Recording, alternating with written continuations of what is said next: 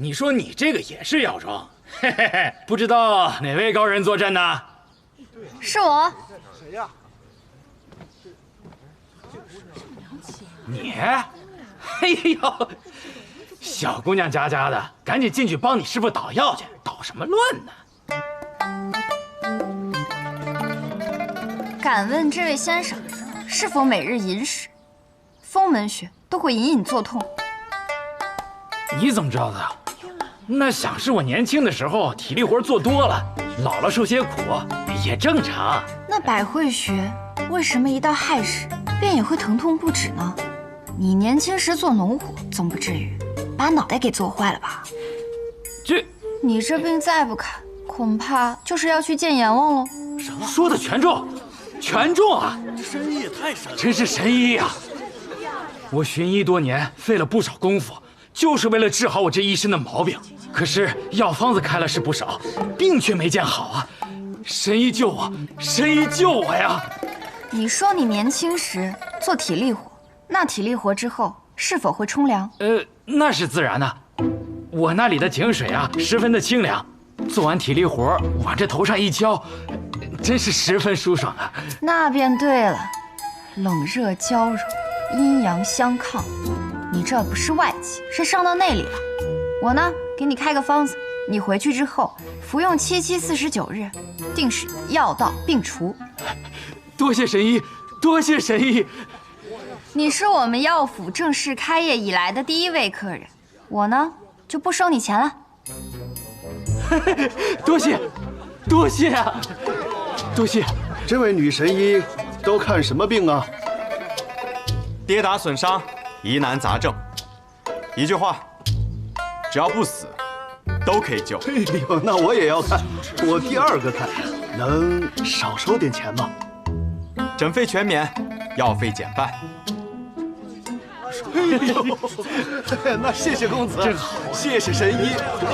但凡今日来看病的，全都不收诊费，只收一半药材费。里边请。哎呀，好事儿啊！败家呀！大家都别急，排好队。真是悬壶济世啊！师叔，发什么呆呢？老子当年也是镇守一方的刺客，老子现在混到只能点炮仗了。那你想做啥？好歹也该是些红布吧？师叔，你这想法有点呆瓜呀。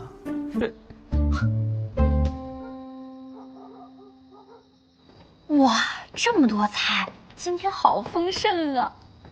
哎呀，不愧我累了一天啊！哎，等会儿，白神医，这大好的日子，你不说点什么？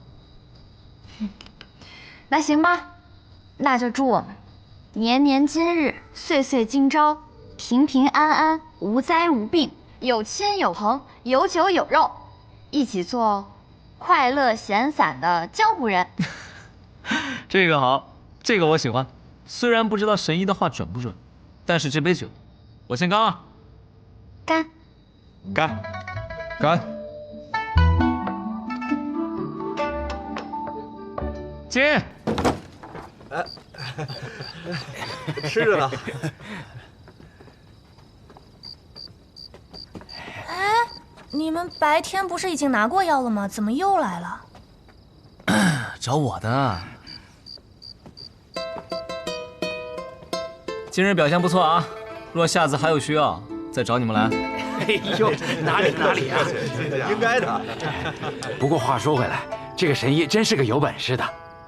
小人虽然是叫来演戏的，但是他确实治好了小人身上的病啊。哦哟，49天，一天都不能少。哎，一定。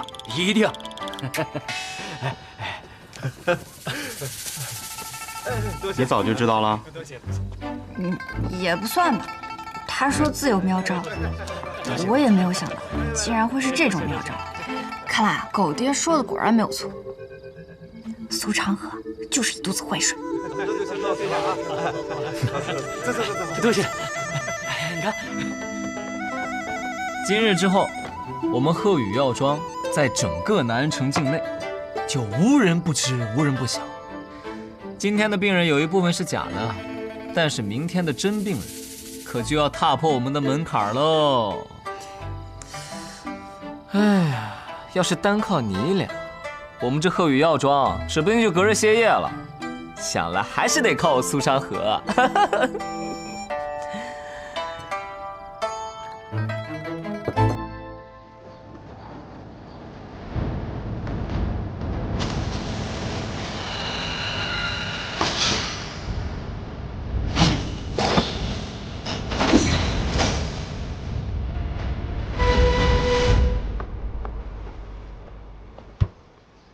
宇哥，来一件，把这刮开了。不错不错，比昌河大哥切的瓜整齐多了。宇哥，你简直就是剑仙。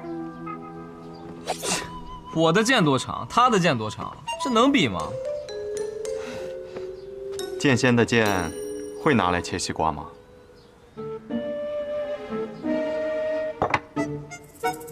我去给你们做饭去。苏沐月，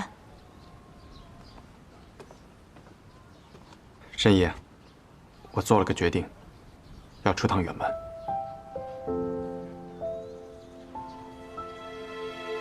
有些事情啊，总该有个了结的，不然呢，便会在心里有一道坎儿。就算平日里过得再快乐、高兴，只要一想到那道坎儿，就会忽然失去笑颜。去吧，只要不搭上自己的性命就好了。多谢申爷，我也知道过去隐秘，就该为我的家人做一些事情。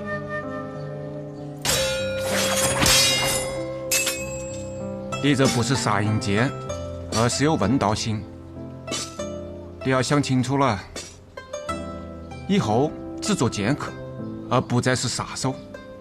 至少，在接下来这段时间，我想换一个身份，求一个答案。哦，什么身份？吴建成，少主。那又求你什么答案？无双城天下无双，但唯独剑字这一道，在吴建成面前无法无双。我明白了，你是要问剑，无双城。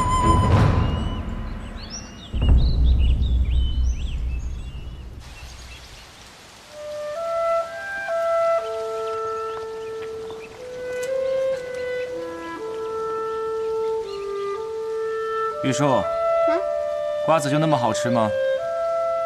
师傅，练剑就这么有意思吗？练剑并没有什么意思，但是我从小便开始练剑。若有朝一日不让我练剑了，便会觉得活着也没有什么意义了吧？师傅，你什么时候开始教我练剑呀？不吃瓜子了？莫急，你是天生良才，每一步的雕琢都极为关键。曾经我的师父对我说过，我是为剑而生的。我苦苦修炼几10年，可是比我晚入世的李寒一，都已经成为了雪月剑仙，而我却还止步不前，留给我的时间不多了。师傅，我看你天天都来这湖边，却什么也不做。难道这湖里有什么宝贝吗？没错。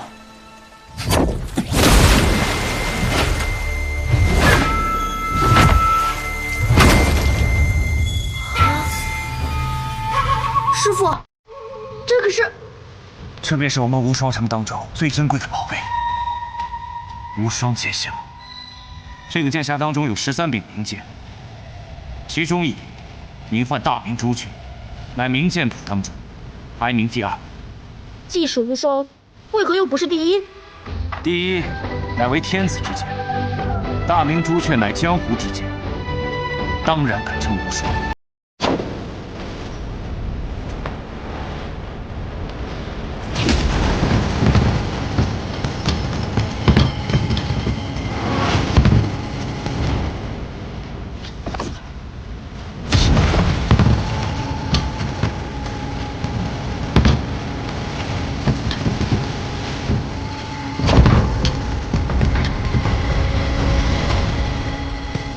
师傅，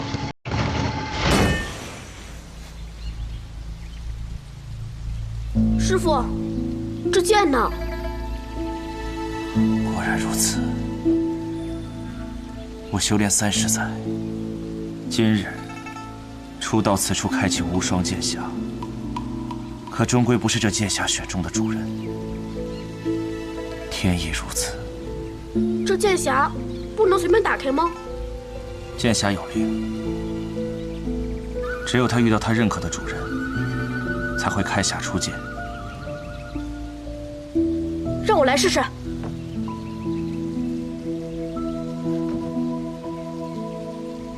可你还未曾习剑，别因我不曾习剑，说不定这剑匣就喜欢如白纸一般的人呢。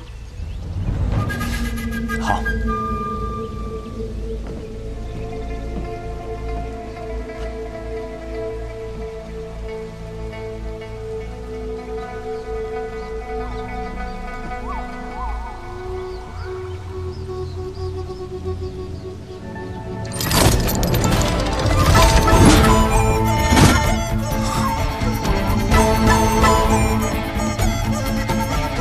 师傅，这剑好漂亮。这便是无双剑匣中传说中的玉如意。师傅，刚刚剑匣真的为我打开了。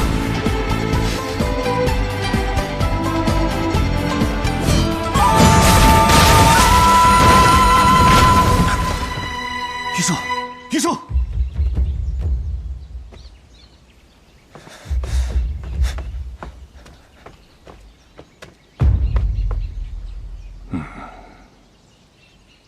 看来我无双城，终究还是可以天下无双。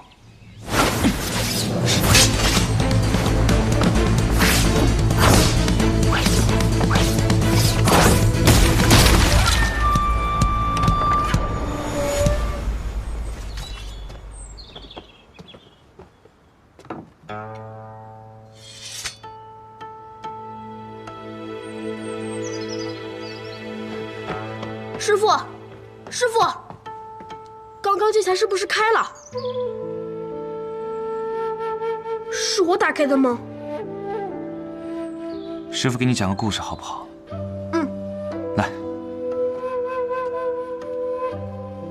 师傅在年少的时候啊，也曾出过一剑，那一剑贯穿云霄，呈红霞之色，引得那南飞离去的燕子都忍不住回头来望。从此之后，我的师傅便给我改了名字，叫宋燕回。今日师傅也给你改个名字，好不好啊？那师傅，你要给我改什么名啊？往后，你便叫无双。无双？那我姓什么呀？不必有姓，只叫无双即可。往后大家想起无双剑匣，提起无双城，便都是因为你，因为你就是无双。嗯。师父相信，我做不到的事情，你一定可以做到。好，师父，我以后就叫无双了。快！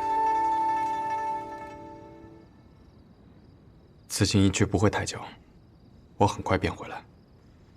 申姨准备这么多吃食，我委实带不上路。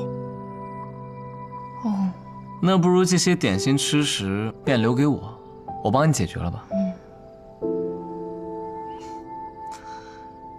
我倒是想随你一起去，不过你既然想做一阵子无间城少主，我这身份陪在一旁，倒是煞风景了。他带不走的，自然是我来解决，哪里轮得到你啊？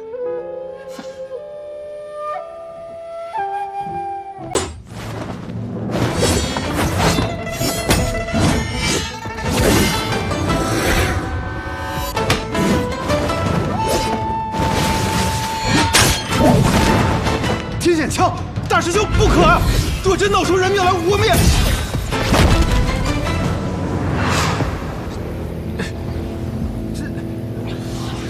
你竟然只用2指就夹住了我的枪尖！我曾见过枪仙，见过枪仙的枪，你这枪，给他提鞋都不配。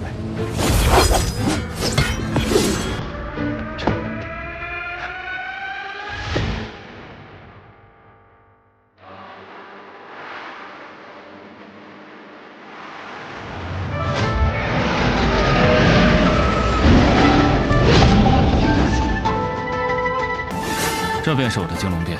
明日你我若在战场上遇上叶鼎之，我会用出金龙变，你想办法使用18剑刺杀。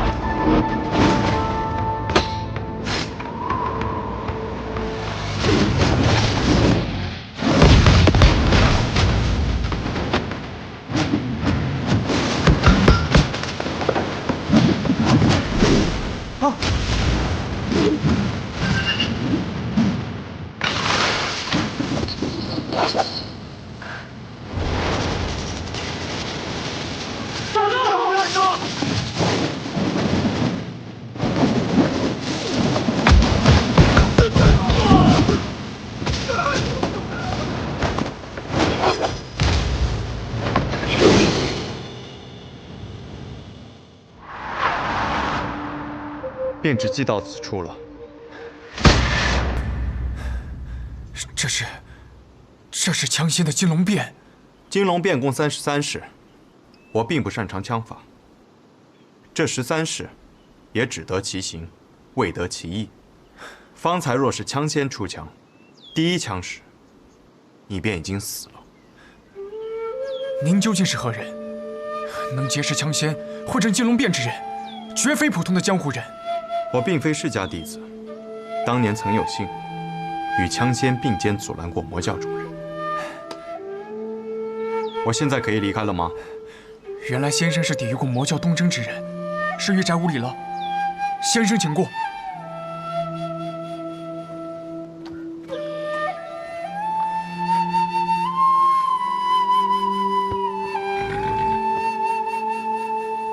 若我此次败了，会当如何呢？我只知道，若我去的是雪月城，此刻应当看着苍山雪，迎着风花雪月，天下无双，当有天下无双的气度。驾！大师兄。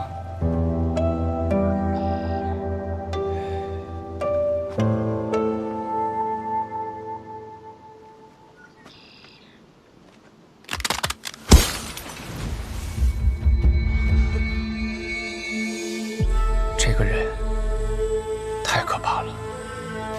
当哥，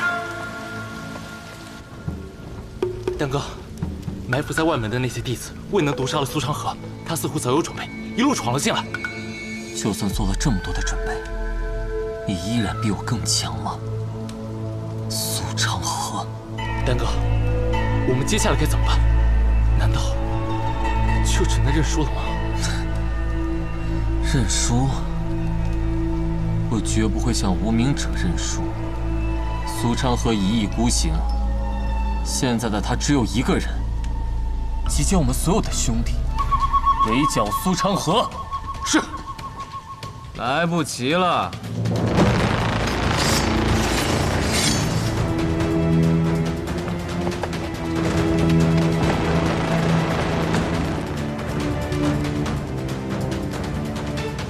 这压根儿半点活路都不打算给我留啊！真是令人寒心啊！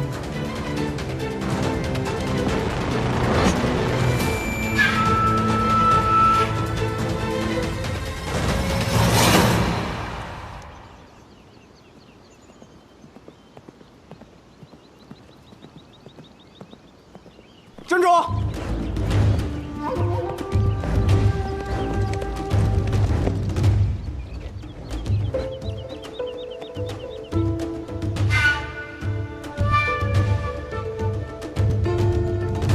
放下！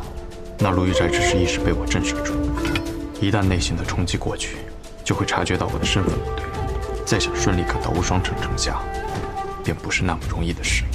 驾！大师兄这是刚刚经历了一场大败，内心受到了极大打击了。大师兄，大师兄，别烦我！当年能参与抵御魔教东征之人，能与枪仙并肩作战，仅仅看了几次，就能整整用出13式。听我命令，擂鼓给下面的关卡传令，拦住那个人，不惜一切代价。是。你走弟子道，到论武堂让剑长老派出问道4剑出城迎敌。是。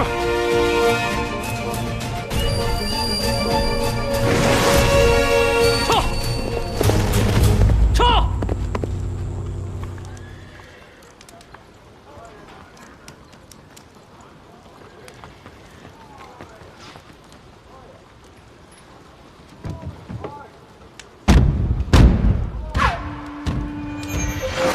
那个声音是战鼓声，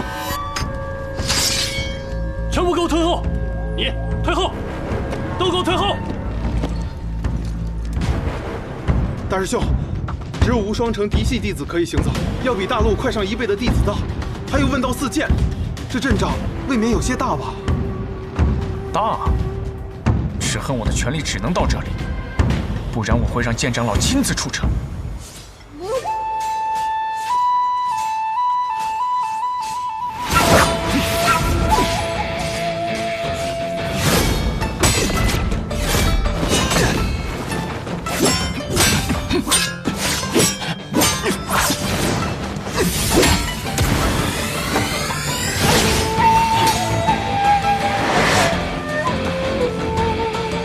罗哥，剑锋低3寸，起剑慢2分。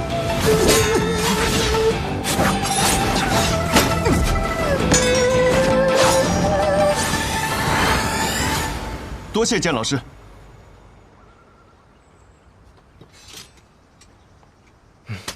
下次他便不会那么出剑了。我对你的这句指点并没有作用。你要想的是，为何方才应该那么出剑？剑道分术和法，你过分追求于术，便会一直陷入苦战。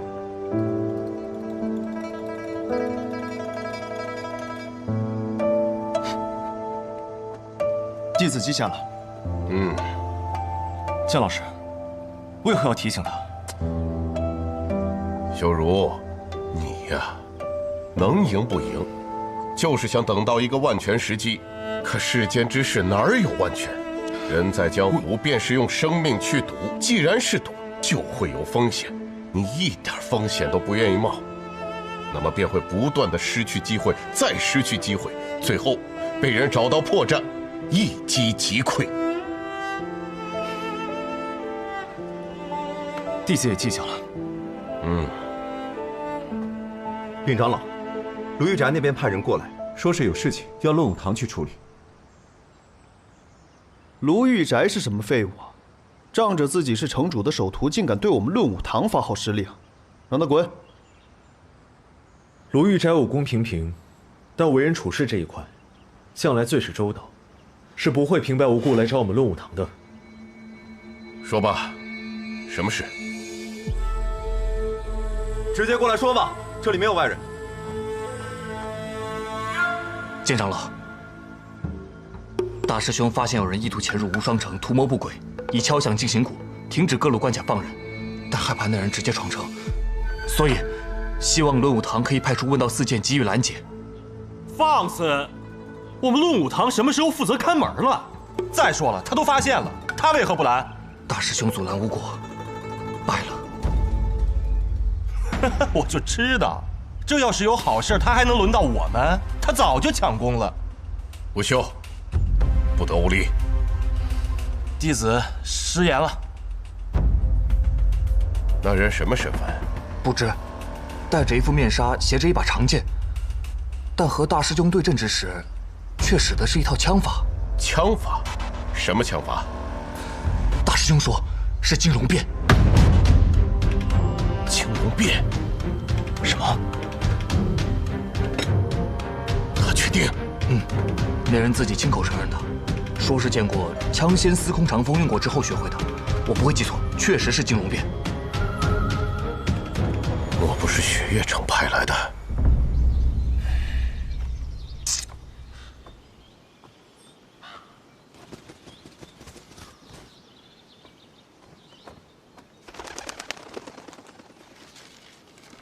问道四剑，皆已动身。太好了！据说问道四剑可是得了剑长老的真传，有了他们的帮助，定能胜过戴面纱的那个家伙。胜个屁！就那4个废物！呸！那4个废物能有多强？方才那个人有多强？他是个剑客，可刚才随手挥了挥枪，就将我的内杆枪震得4分5裂的。那是什么样的境界？那是1等1的高手。问道四剑，给他提鞋都不配。那大师兄为什么派他们去？若只是我败了，论武堂定会大做文章，羞辱我师父。若问道四剑出手也败得很惨的话，那被羞辱的就是他们，而他们这一败，剑长老就会亲自出战。哦，大师兄的最终目的是想让剑长老拦下那个人。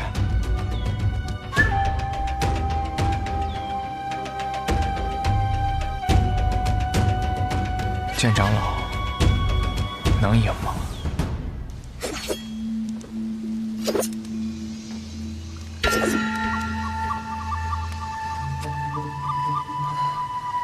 我派了那么多人去杀你，你怎么？我不离开，怎么由你动手？我们可是能扳倒3家之人，难道你觉得你比苏静辉、谢霸等人还要更强吗？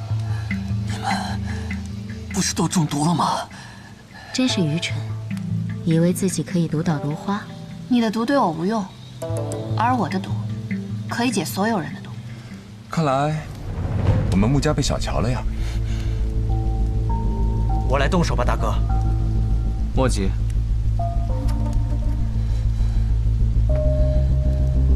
苏兰丹，为何要叛？我跟着你，本以为能当上苏家家主，可你把位置给了苏沐雨。白痴！你觉得你有什么资格，自认为能站在苏沐雨头上？你们本就不是苏家的人。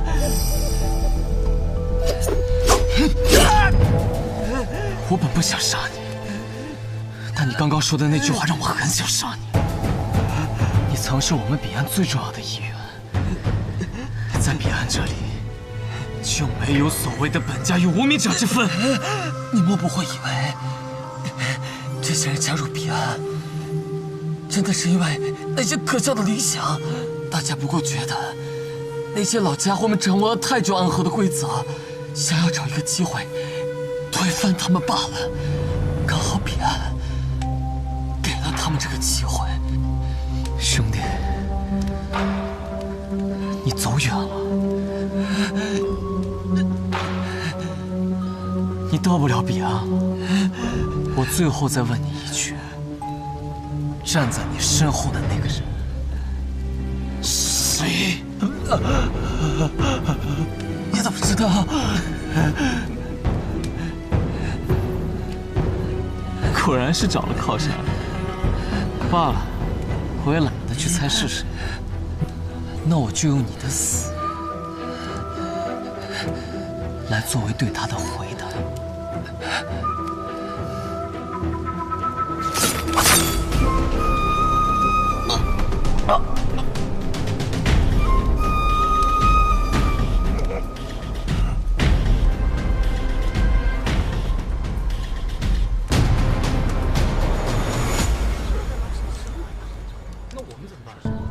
在这里开始就杀过去，还是？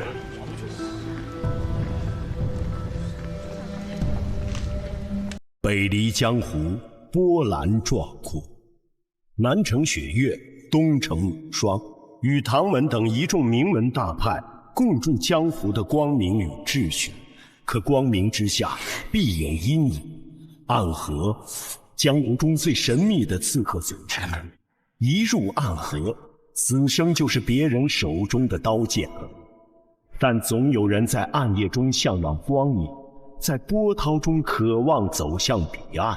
暗河的潮水也在此时翻涌而上。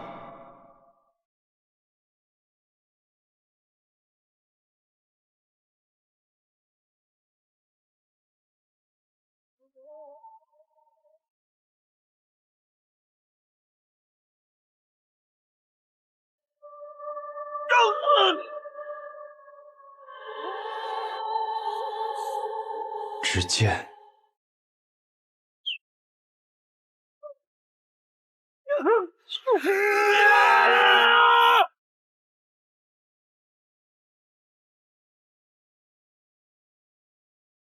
是为了什么？奎大人，有消息。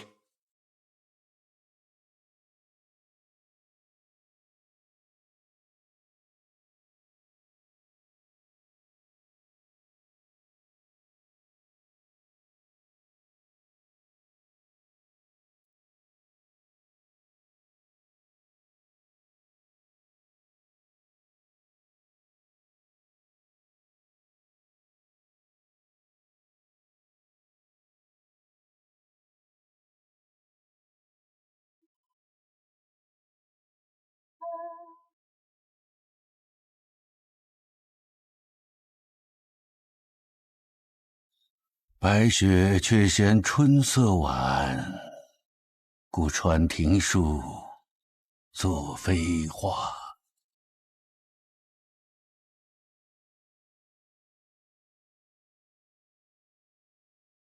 本以为这个冬日已经结束了。像我们这个年纪的人呐，每年等待着的便是这冬天赶快结束。可偏偏冬日已逝，又下了一场雪。暗河，天下第一的刺客组织，在朝能杀高官贵胄，在野可灭江湖大派，是非不分，好坏不论，善恶难辨。你执掌这样一个组织30年，应该很累了吧？我已经是个老人了，若不是因为一些执念，我会觉得我身上的血已经冷了。30年前，你我大战一场，不分胜负。我们约定，我要回去执掌暗河，你要辅佐唐老太爷重振唐门，直至30年后再一决雌雄。好。我隐居这寥落城多年，也该活动活动筋骨了。我可一直等着今天呢。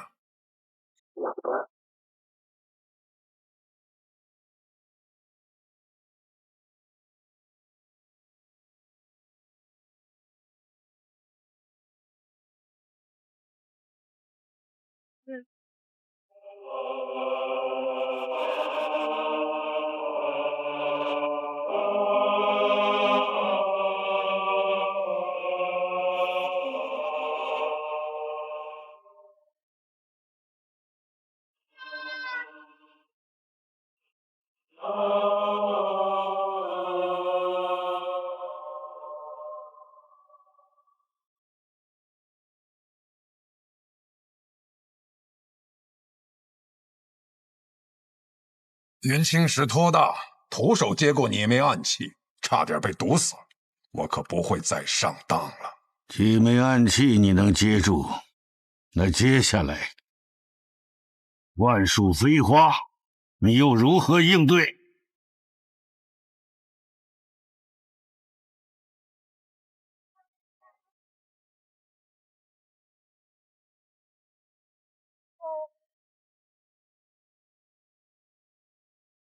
好一招万树飞花，许久没有如此尽兴的一战。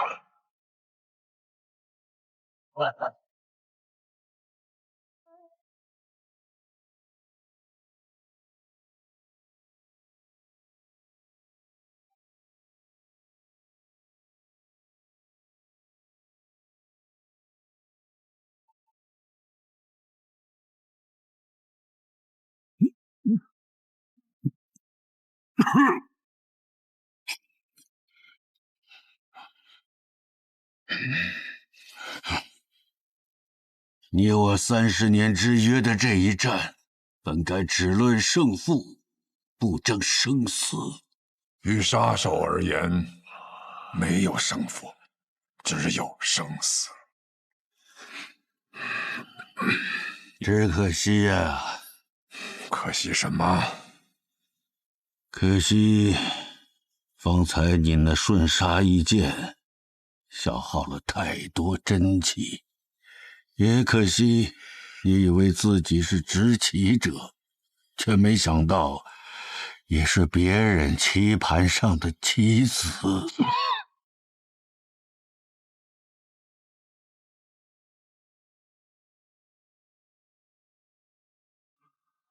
墨玉，不是跟你说过这是我自己的事，不用你插手吗？有人想趁你和唐二老爷决战之时，对你不利。一石二鸟。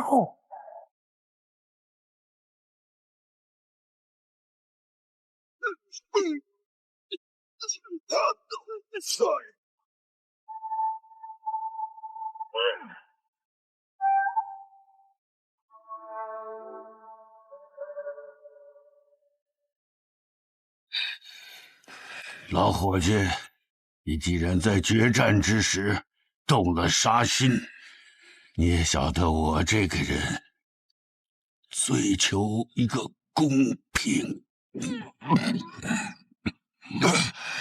雪落一枝梅，黄泉路上我会歇歇脚，可别让我等太久。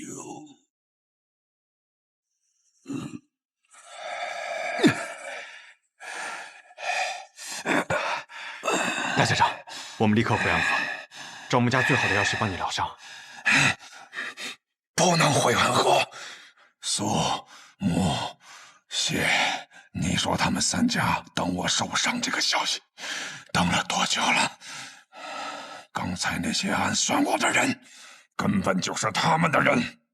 可去钱塘城，我在那里有一个故人，是药王辛百草的小师叔。找到他，他叫白鹤怀。明德11年初春，距离上一次引发江湖浩劫的魔教东征已经过去了3年。如今的江湖平和安宁，少有争斗，而暗河藏身于黑暗之中的最强宗门，由苏、谢、穆3姓组成的刺客组织，却在此时因为3家之首大家长的中毒而即将迎来巨变。这江湖甚至于朝堂之上的短暂平静，也将因此而被打破。穆名策已经重伤，看来我们需要选出新任的大家长了。他本来就已年老，而且越来越不受我们的掌控。那便传信给3家，若大家长身死，谁若能率先夺得绵龙剑，回到提魂殿复命，谁便是新任的大家长。这是要让暗河大乱呢，于大乱之中，才能诞生新的暗河之主。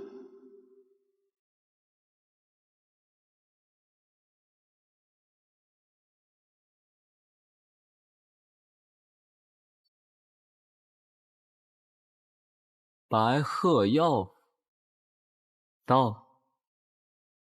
你的谢银江，他们要来这里寻找名医。是啊，大家长身中奇毒，命不久矣。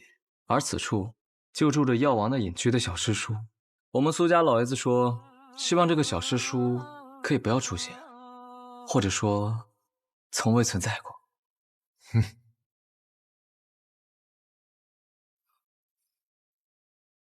别人都是一口槟榔一口烟，飘飘欲醉做神仙。这叔，你吃的怎么是话梅啊？以前有个女人和我讲，槟榔对身体不好。哦，你吃不吃？我就不吃了。哼。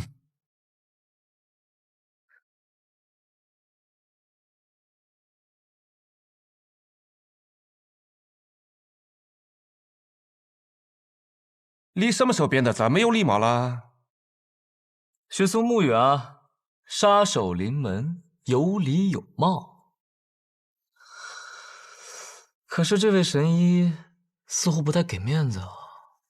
许是这位药王师叔年纪太大，耳朵背了，你要考得再响一点。师叔，你这是敲门吗？我看你是要杀人啊！我们不就是来杀人的吗？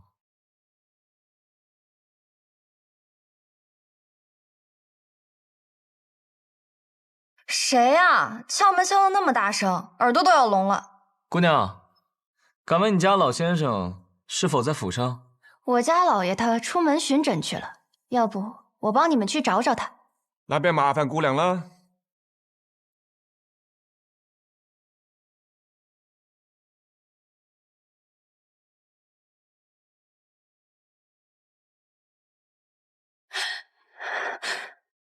你干什么？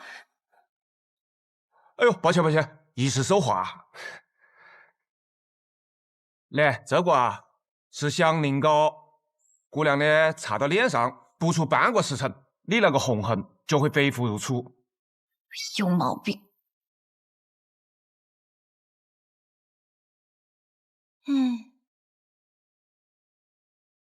可引药蛇追踪的香凝膏，这种小伎俩也想骗过我啊？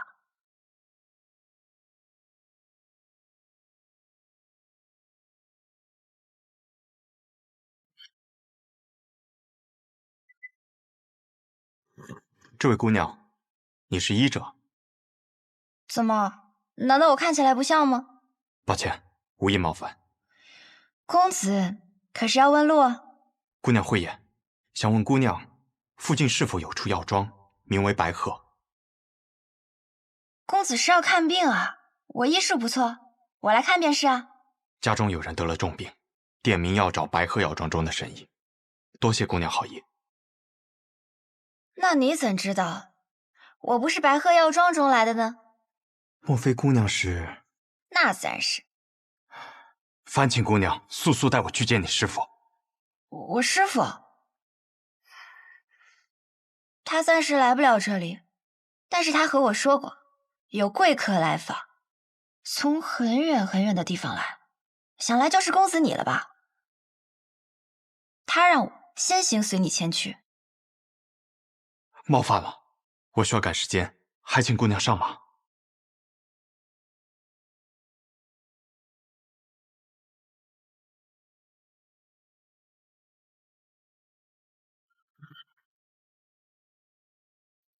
我们到了。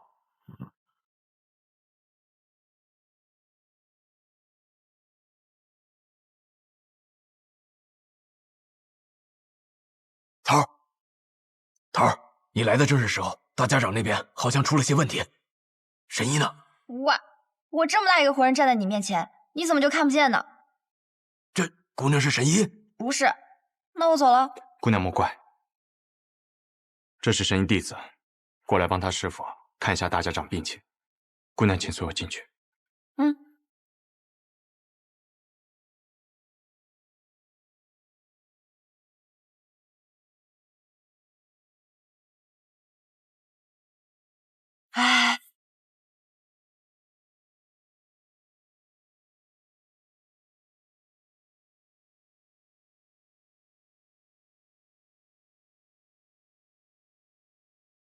哎，我觉得这里面有鬼哎。姑娘莫怕。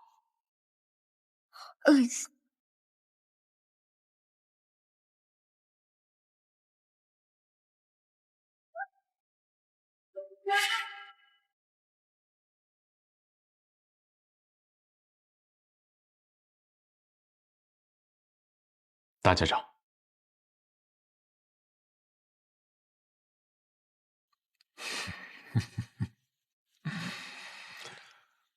上次我见你的时候，你还是个流着鼻涕的脏孩子。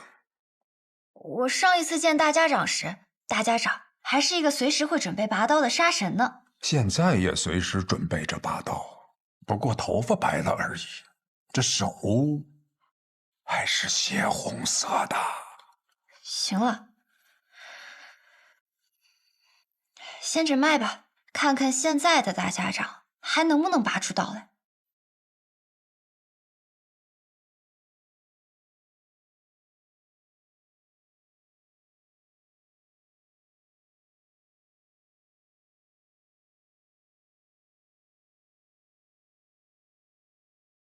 收起你的杀气，你若是不小心吓到了我，我手这么微微抖一下，你们的大家长可就死定了。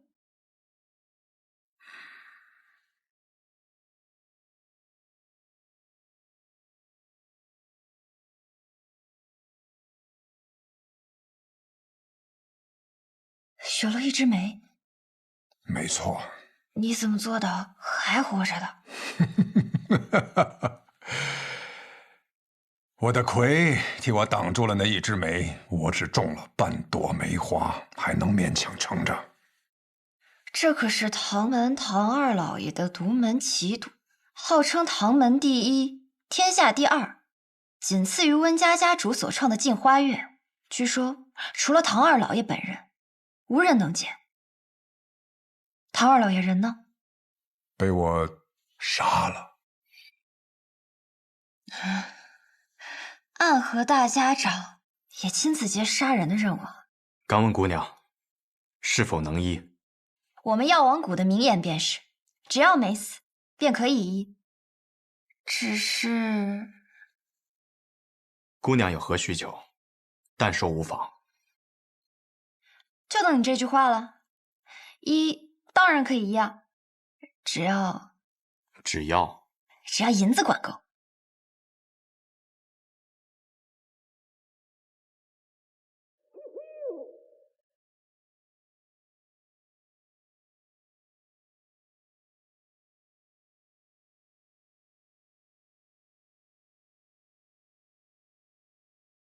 看来对方是识破了你的伎俩，这才走出了多久，就把这药瓶给丢了。看来我们是搞错了。什么错了？我们放走的是真的圣医。还好，我也做了些准备。哦？哼。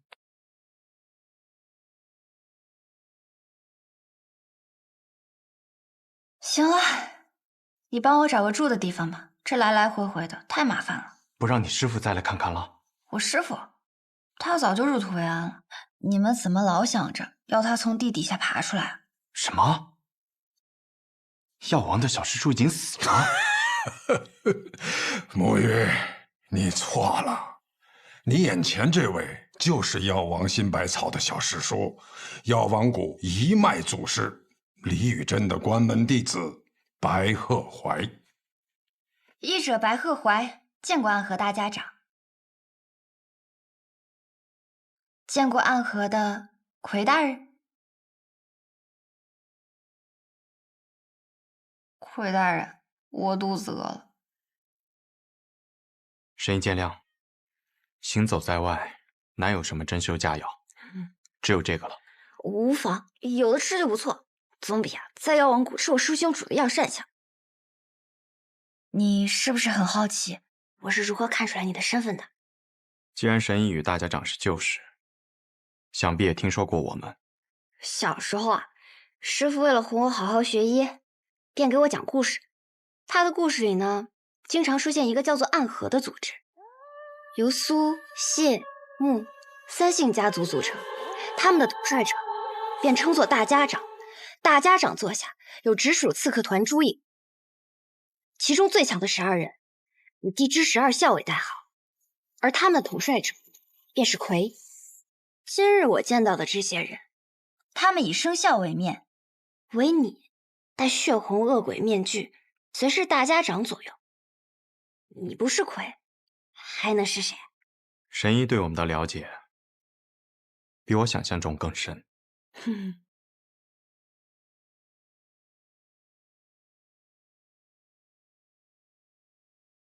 我还知道，每人的魁都是当做现任大家长培养的。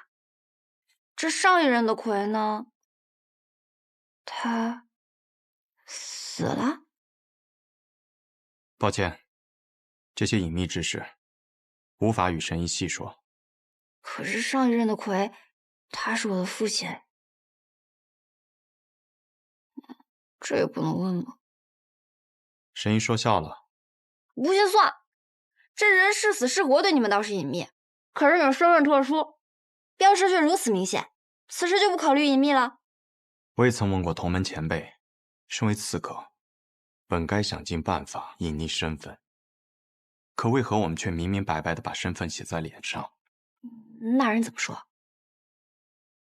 这是意思个，你懂事吗？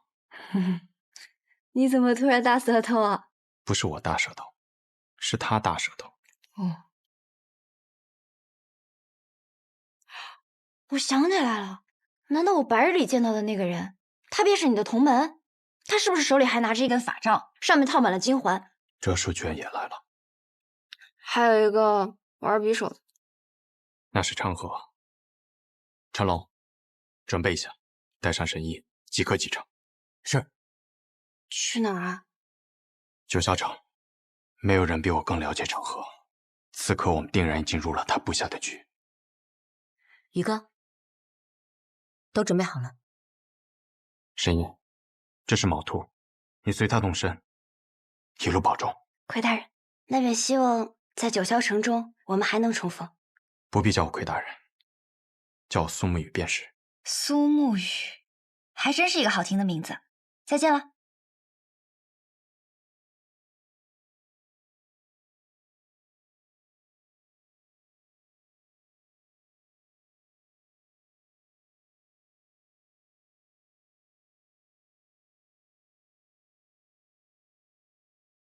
你讲的准备就是在这开等啊？谢家的刀，穆家的鬼，每一个都蠢蠢欲动，而我就不一样了，我很懒的，不如就跟在那些勤快的人后头，虽然会慢上几步，但永远不会迟到。你透露了点消息给他们，他们两家都配来这开了。哼，真是个狡诈的小子！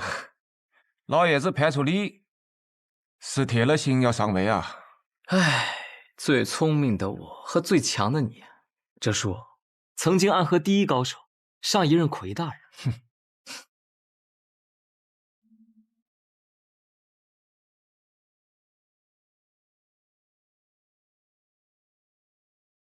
城郊废邑，那里的好戏快要开场了。走吧，哲叔，我们苏家那位老爷子该等着急了。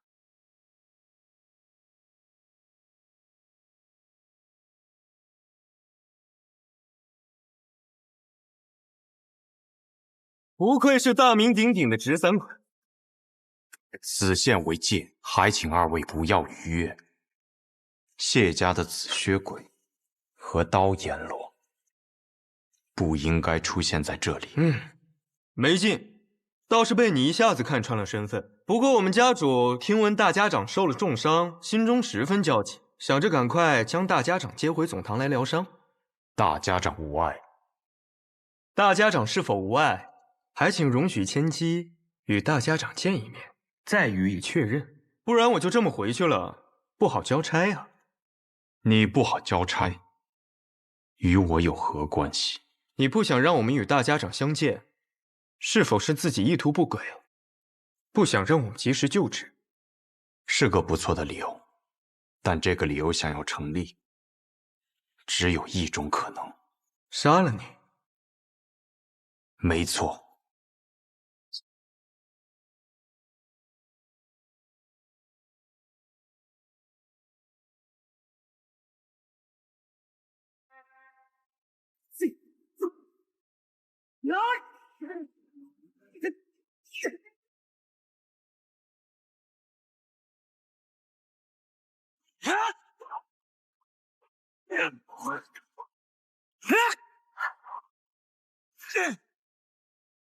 散中藏刃，为何不敢一先？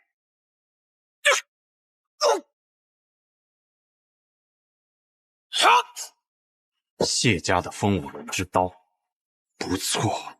死！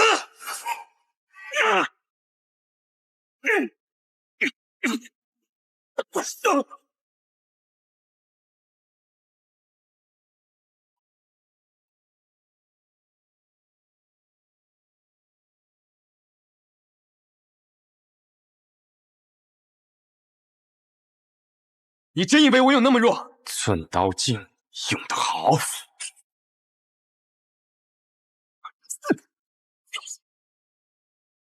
回去告诉你们家老爷子，若及时收手，那么这段时间的事情，大家长可以装作无事发生；若继续这般执迷不悟，就别怪我们朱隐无情了。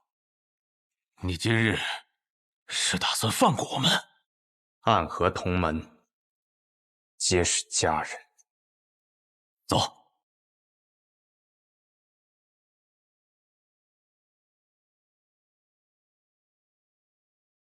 你来了。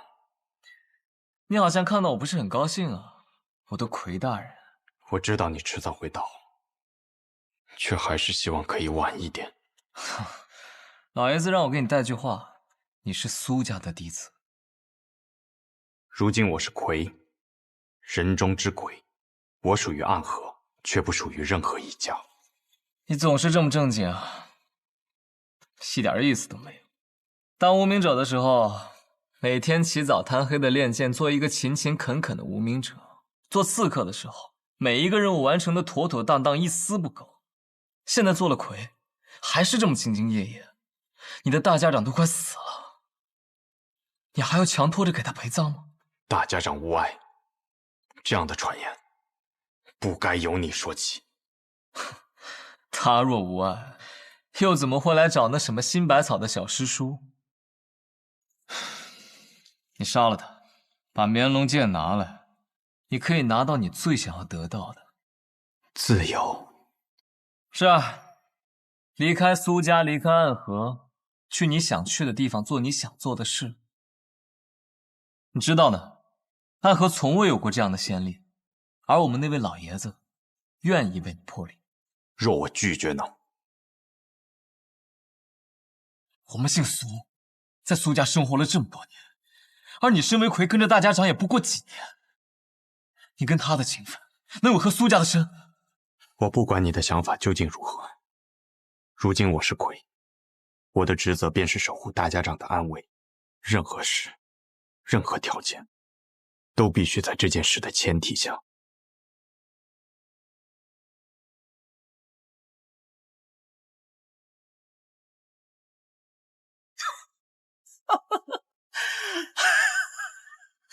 没错，没错，就是这样。同样的话我已经回给了老爷子，我就知道你一定会这么说。然后呢？然后老爷子说，既然如此，那就杀了吧。